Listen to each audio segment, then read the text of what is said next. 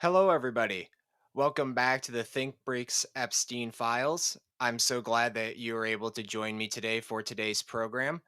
Now, we normally don't cover topics such as war or things of that nature on this program or on this show in particular, but because this involves a peace plan, we're going to decide to dive into it and dissect it so we can give our takeaways to you guys, the audience, and you guys can discuss this with us on today's topic on Ukraine's 28-point peace plan. Now, with respect to this peace plan, it was recently announced by the United States that they have drafted a 28-point peace plan to end the special military option in Ukraine, or what they'll call the Russia-Ukraine war. And given the military advantages that Russia is showing right now, along with just the economic situations that we're seeing with a lot of the NATO countries that are funding this war and arming Ukraine in this case, we see that this peace plan is more than it has been inevitable for a while.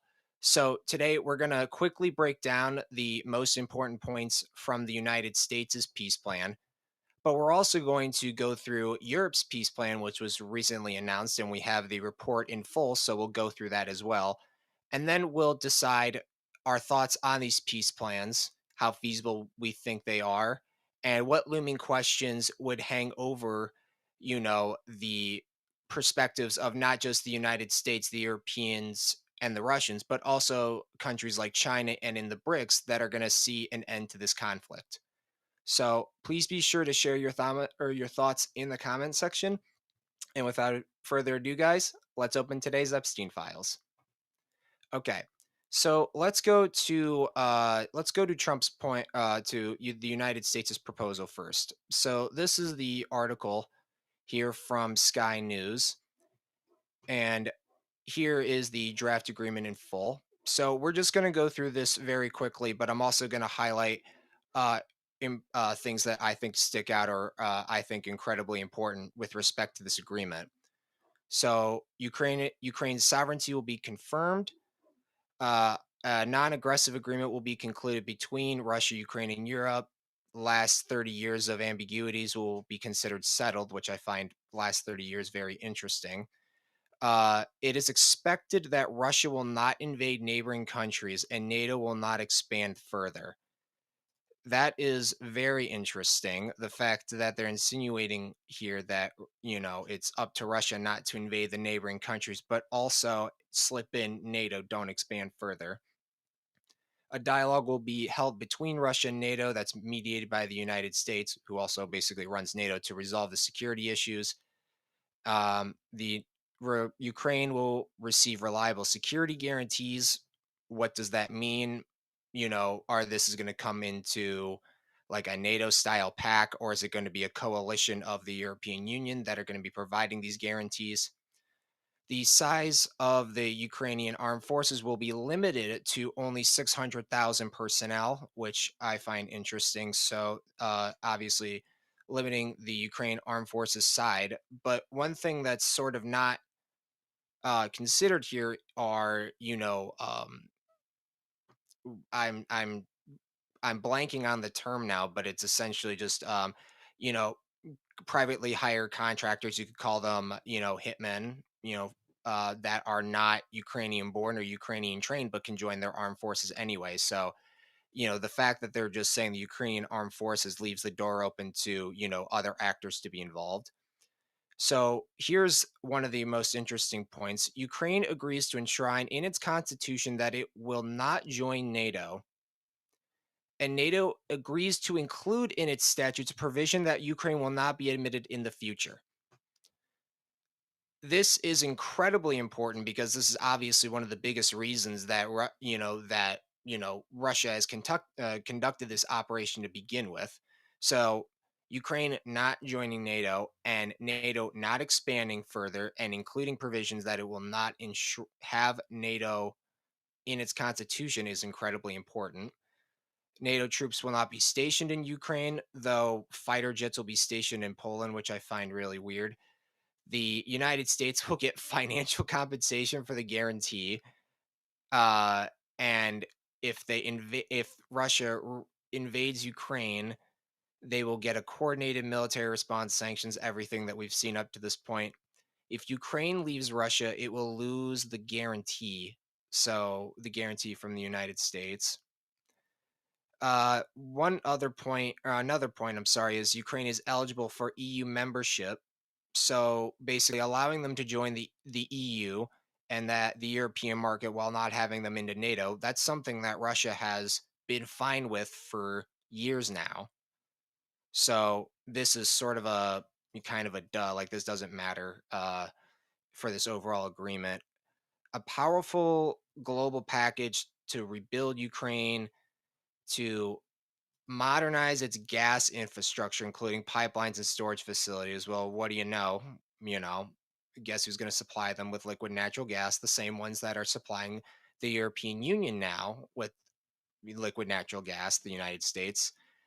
They're going to create a development fund for data centers, artificial intelligence, and technology. You know, same way to uh, make sure that they have a footprint and impact in that country itself. Is you could do that through technology, yeah, extraction of minerals and natural resources, infrastructure development, and a financing package by the World Bank to uh, restore war affected areas, the lifting of sanctions for Russia on a case by case basis for being reintegrated into the economy. Like that's absurd, you know.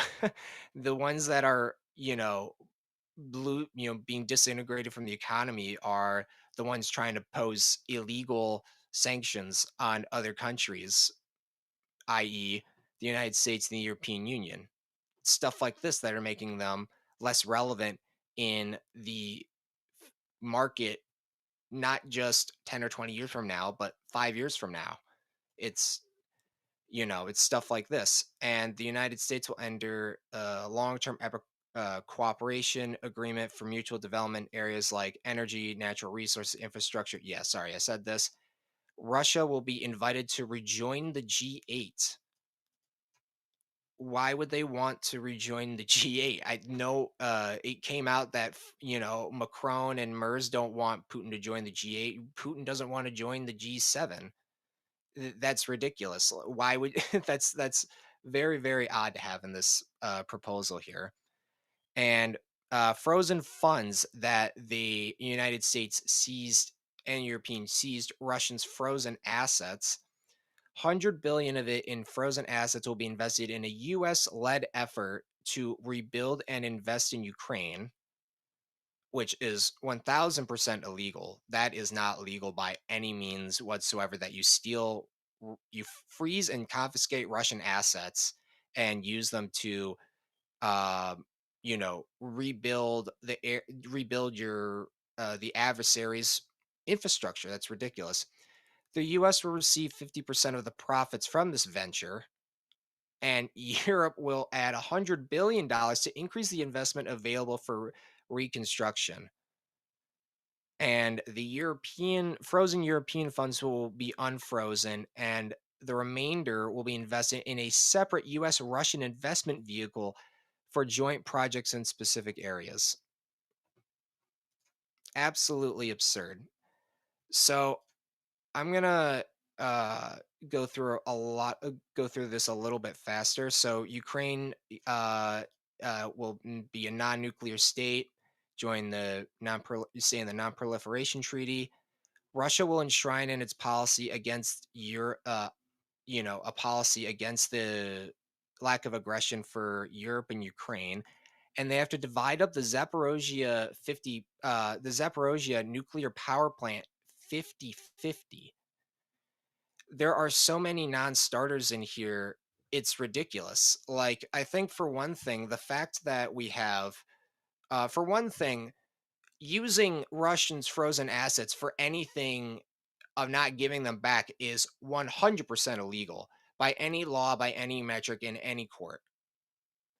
The fact that they're keeping the armed forces promises very vague, like you know, just specifically Ukrainian personnel. They weren't talking about any NATO-esque personnel, even though they said no NATO troops there.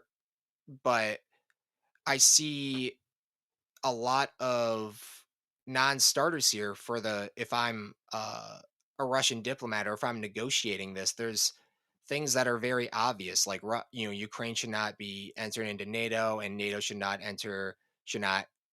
expand eastward, nor should it include Ukraine in its membership. Like that's like 5 years old news. And a lot of these other provisions, when the United States and European Union have like zero leverage in this conflict, by the way, are don't help Russia from any point of view. So, what do you guys think about this proposal? I mean, I I think if they made this proposal like 3 years ago, maybe they have maybe they would have some maybe there'd be a lot more traction from the Russian side, but I don't really think this is going to start the conversation at all here. Yeah, I mean, I understand, Lex Lara. The sooner the conflict is resolved, the better. But at the same time, it's for the United States and European Union that really, and obviously NATO, that galvanized this conflict and started this conflict. Now they have nowhere to run, and they don't want the optics of a loss because of how that will look on them, considering how much money they've invested into, Ukraine, and using Ukraine against Russia. But it's going to have to come from both sides. And right now, the United States is a lot closer to Russia than the European Union is, and I think that's not only a massive problem for the United States and Donald Trump, that wants to end this conflict for his own sake, not for any noble peaceful sake, but to get it off his back and improve his approval rating. He's a lot closer to ending this conflict than the Europeans are, and they are capitulated by the United States in both in the energy from an energy standpoint, and also a military standpoint and a financial standpoint. So um, I don't really know. I don't really let's take a look at this European proposal, because I'm very curious to see what their counter proposal is, and what they took out, and what they think that the Russians will accept here. Okay, so let's pull up the counter proposal here. So let's go through this a little bit together. And I actually wonder, let me try something, you guys. I'm going to try to put this side by side. Maybe it'll look weird. I don't know if it's going to, yeah, I don't think it's working. Okay, that's fine. So we'll roll this. Okay, so let's go through and see if like the what stands out, what stays the same. So, yep, we know the first point, their sovereignty will be confirmed. Total, completely non-aggressive agreement. Ambiguities last 30 years. Yep. So point three of the United States plan is deleted. There will be a draft of it is seen by Reuters said there will be the expectation that Russia will not invade its neighbors and NATO will not expand further. Okay. So obviously this means, NATO and the European Union do not want to give up this as part of this agreement. So that's very interesting that the United States, that the one that is, been the supplier and the manufacturer of these NATO weapons, is now willing to end this conflict and have NATO not expand any further. So, yep, they an agreement will after the agreement is signed, they'll have talks, de-escalatory talks. Size of your Ukraine military will be 800,000 in peacetime. The size will be 800,000 in peacetime. That's very interesting because that's not the same verbiage of 600,000 personnel all times. Just 800,000 in peacetime. Ukraine joining NATO depends on consensus of NATO members, which does not exist. So yeah, consensus, which we already know since the you would probably Hungary has been the biggest opponent of it, and I guess like Turkey to a degree has been, I guess, waffling between it, but there would be a consensus if it was just a democratic vote on Ukraine joining. So no way this gets past them whatsoever. That's just kind of laughable that they even want to even have that. NATO agrees to not station troops or in Ukraine in peacetime, which is very interesting. This is the second time they've talked about Ukraine in peacetime.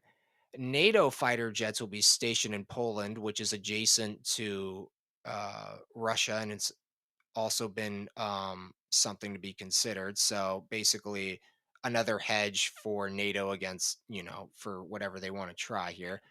The U.S. guarantee that mirrors Article 5, which we know Article 5 for NATO at this point. If United States gets compensation for the guarantee that mirrors Article 5, but if Ukraine invades Russia, it forfeits it. That's the same thing that we saw. The response would be the same, relatively the same, sanctions and coordinated military response. They agree on adding Ukraine into the EU membership and giving them like short term money for market access and helping them in high growth industries like tech centers, AI, and gas, modernizing their gas infrastructure, mineral oil extraction. You can see that there, a special financing package. So right away, we can see that they are totally fine. They're fine with the economic side of this peace plan agreement, where they're totally cool with flipping the bill on helping Ukraine reconstruct, but it's all for a means of capturing the infrastructure development, which is like the biggest part of rebuilding a country, and it's the biggest way to basically enslave a population is to have rent-seeking behavior in your infrastructure development, things like toll roads everywhere you go, just as an example. Um, but where they're differing is the European Union, they want an opportunity to admit Ukraine into NATO and also stress the fact of Ukraine in peacetime. So they imagine this not as an actual peace plan. It seems to me they're thinking this is a sort of a freeze in the conflict. And these agreements that we're already seeing with the 800,000 in peacetime, and NATO won't be stationed under its command in Ukraine in peacetime. Well, once they start a conflict with Russia again, well, suddenly this doesn't matter, right? They agree. We can see here they agree on splitting the Zaporozhye plant 50-50, Russia and Ukraine, which is hilarious. Like that's not going to happen. That's there had uh Ukraine tried to attack the Zaporozhye plant during this conflict. So expecting a 50-50 partnership like this would make zero sense. I don't think anyone would agree to that at all. Ukraine will adopt EU rules on religious tolerance and protection of linguistic minorities. This is also something very important. The Ukrainian government going out of its way to discriminate with Russian speaking Ukrainians and like banning areas of, banning Russian speaking in Ukraine is a big part of this conflict, to treat Ukrainians and Russians equally, to treat one as you want to be treated. So adopting that, they should have been adopting this from the beginning, but doing this now is something that I think they appreciate and they obviously agree with. Territories commits not to recover its occupied sovereign territory through military means. Negotiations start from the line of contact. there are no negotiations along the line of contact. The conflict has been rapidly accelerating. We've even seen the town Kupiansk being captured, which was once a stronghold for the Ukrainian armed forces.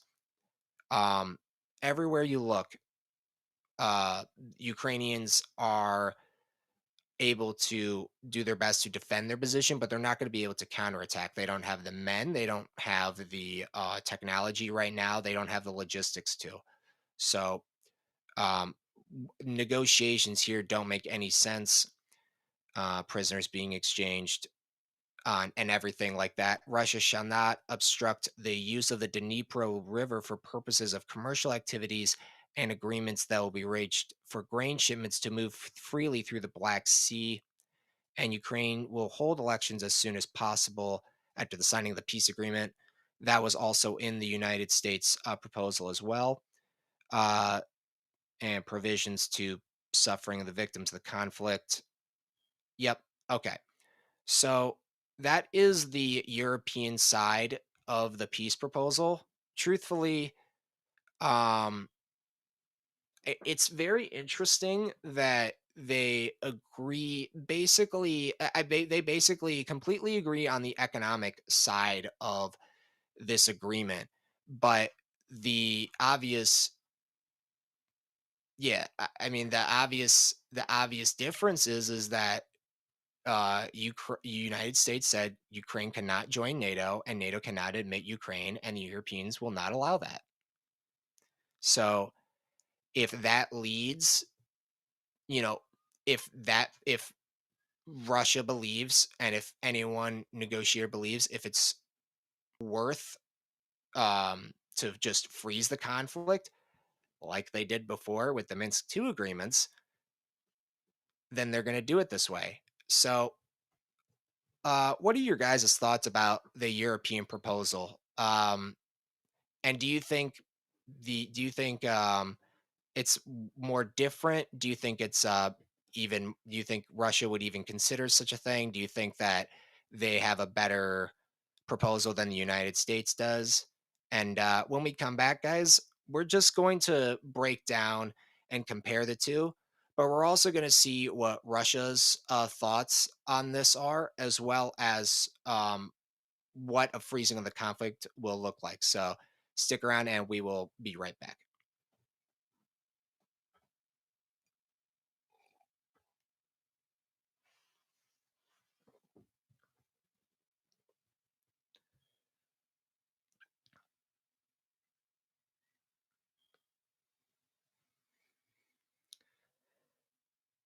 Yeah, I mean, Nabil Zay, if I'm pronouncing that right, I understand that you want to try to take all that land back, but if you think about it, it's just, Ukraine is just a vehicle for NATO really to conduct this war. They tried it, and once they obviously they'll hate to lose it, but if they lose it, they'll try it with Georgia. They'll try it with, they've tried it with Belarus before, and we've seen how Belarus has reacted, aligning closer with Russia in this case. So, sure, Russia can do that if they thought it was necessary. They don't think it's necessary, but at the same point in time, it doesn't solve the problem that led to this conflict to begin with. Yeah, Klaus Schwab's hubris. Any proposal from the West isn't worth the paper it's written on. Incapable with a healthy dose of bipolar behavior. Well, that's the problem. I mean, you can't. I mean, up till now, would you trust any agreement that Trump or the United States or the European Union writes on paper? I wouldn't. They have no credibility. They're losing credibility every day with the actions that they're doing all over the world, you know, justifying starting this conflict and everything like that, justifying, you know, atrocities all over the world. And, they don't think they think they have this kind of power, this kind of influence, but it's only going to make their image and make their country's image as a result look worse. So, they are a massive part of this problem. Yeah, why would Russia go for a freeze? Yeah, you know what? Honestly, Hodad 3000, let's talk about that. So, welcome back, everybody. I want to thank everyone for joining me for today's talk about the Ukraine peace plan. So, um, right away, when we're thinking about um, the Ukraine, or I guess just sort of the European plan and the United States plan, how would Russia react to this? Well, for one thing, here's the an article that was published by Russia State TV here, and it talks about how they basically said Dmitry Peskov, who is the press secretary, Russia has not received an updated draft of the United States plan. We read the statements so far. We have not officially received anything. So basically, non-starter. We haven't gotten anything official. So if Russia, let's just assume, because I think straight away, I don't even know why the Europeans would have sent a proposal like this to Russia if they actually respected Russia's, sovereignty, or Russia's, respect for, its territory and itself as a nation. Like, you know, the biggest reason that they were getting Russia decided to conduct this military operation was because of the enabling that Ukraine had gotten from NATO and countries like the European Union and the United States through the economic and military means. And then after the coup um, in 2014, because remember, Zelensky was not democratically elected in there. He rose the ranks from a coup because of the coup's neutral stance towards Russia. And if you look at a map, an electoral map of the candidates where Zelensky lost, he won the westmost of Ukraine. So Kiev, obviously is on the west side of Ukraine, but the east side of Ukraine, he lost, and it wasn't even close because a lot of those were Russian speaking and Russian nationally identified, or citizens. So why would Russia freeze a conflict like this where Ukraine doesn't join NATO? That's fine. Um, but you're still using Russia's frozen assets that you've illegally seized to repair the damage that you caused, right? Like, I think I think Russia will not sign any agreement whatsoever that doesn't include a complete release refund of these frozen assets whatsoever, you know? So, um and why would so Russia doesn't, by freezing the conflict in this case, they lose any sort of military advantage that they have, or I guess sort of it allows Ukraine to basically take a breath because they are losing across the board. You can look at the maps that are updated every day by Rybar. It's complete encirclement, and it is only going to get worse for the Ukrainian citizens, Ukrainian soldiers, as they run out of more men and they have to go recruit people, however they can, shove them onto the front lines and expect things to go perfectly fine. So, but obviously there would be a lot less economic pressure for Russia if they froze the conflict.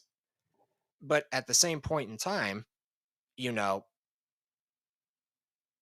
I think for Russia's sake, they're not going to take any sort of relief or any freeze to this. I'm sorry. They're not going to take any freeze to this conflict because of losing any of they're not going to give up any sort of military advantage, even for what they call the sort of economic reprieve, which they're not even going to get, by the way. The sanctions will be lifted step by step. So it's not even going to be, they're not even going to have that sort of sanctions relief. So for Russia, it shows from their perspective that they have all the cards in this conflict. And the longer that they keep the sanctions on Russia, regardless of whatever package they release, it pivots their economy more towards Eurasia and closer agreements with China and closer agreements with Central Asia, which they had a strategic they had a great meeting with Kazakhstan, for example. So it's not doesn't make sense for them from an economic or military standpoint. If this conflict were to freeze, how would China react? Well, if I'm China, I think for one thing, they're going to have a conversation with Russia on basically these agreements, any feasibility of them that they have. But they also recognize that once this conflict is over, then it'll allow the United States to shift its attention from Ukraine and Russia now towards Taiwan and Japan against China. So for China, I you know I I think unfortunately for them, they may think of this freezing the conflict to be their detriment. Now, there's a lot of ifs in that statement. If the United States continues to press China on, you know, um, basically on trade war or anything like that, if that gets worse, if Japan's prime minister continues to support Taiwan and its sovereignty against China, and if the United States and NATO continue to arm Taiwan, it will be at the Chinese expense. So, but at the same time, I don't think they are thinking that since the conflict is over, since they don't want to rely on this war for their economic development. So for China, it's it's going to have to be some sort of diplomatic offensive or some way to anticipate how a lot of the countries in Southeast Asia, namely Taiwan and Japan, are going to cooperate more with the United States, maybe as well South Korea too, on arming Taiwan against China. And now, aside from these countries, what about like countries around the world? For one thing, I think we can all agree that freezing or ending the conflict should be the name of the game. That's where we should be at the end of the day. We should all be looking for peaceful solutions to this to avoid conflicts like this and avoid the suffering that, Ukrainians and Russians and everyone else has had for this conflict and everything all over the world. We should be going towards sustainable, peaceful solutions, not ones that are used as a pretense to kick the can down the road and, start another conflict once you feel more prepared. So, in terms of, um, you know, if they can actually come to some sort of peaceful agreement, it will be obviously be much better for smaller countries, but it may be overstated because of the pretense for these sanctions measures. One thing that I noticed about these agreements is that just the freezing the conflict, ending the conflict if Russia signed tomorrow, they don't get immediate sanctions relief. They get it if they follow it on a case by case basis, step by step. So I don't think Russia, I don't think China, I don't think anyone that's invested in ending this conflict really sees these proposals as actual peace proposals at all. And I think that for countries that want to, um, you know, that want a peaceful resolution to this conflict because we all will benefit from a more peaceful world and a more peaceful settlement than what we've had so far. We need legitimate proposals from the United States and the European Union that acknowledge their and NATO's involvement in starting this conflict and also updating their peace, updating their so-called peace plan that acknowledges the military and economic realities that are happening right now. So let me know what you guys think about it in the comments section. I'm going to close today's Epstein files for today, but I really do want to thank everyone here for participating. Like, it honestly means a lot just to hear what you guys think about it because I love hearing your guys' perspective.